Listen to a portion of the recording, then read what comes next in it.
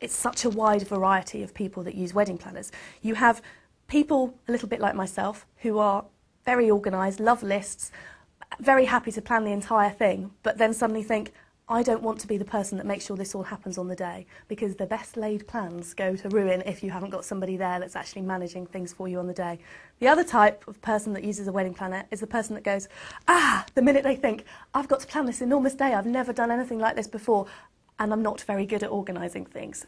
And also, people who have got incredibly demanding jobs use wedding planners, because effectively a wedding planner is another pair of hands and another amount of time to get things done. When you're starting to plan your wedding, there are 3 key bits of advice.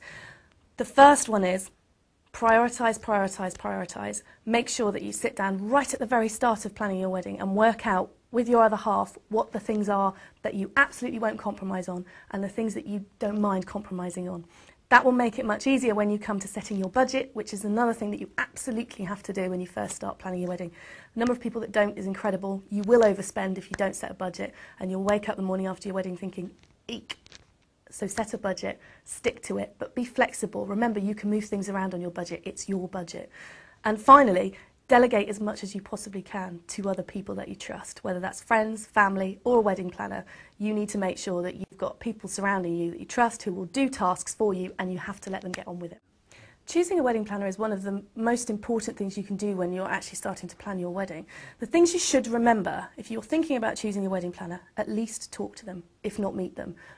It's incredibly important. It's all about relationships. You need to feel comfortable with your wedding planner. The wedding planner that's right for your best friend won't necessarily be right for you, and you should remember that. The other thing to remember is talk to people whose weddings they've planned.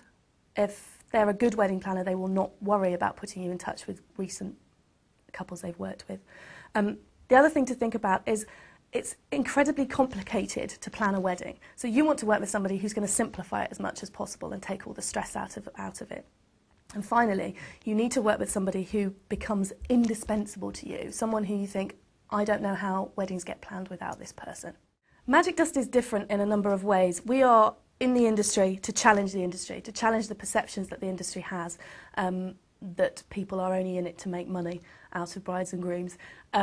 We're different in that we don't charge people a percentage of their total wedding budget.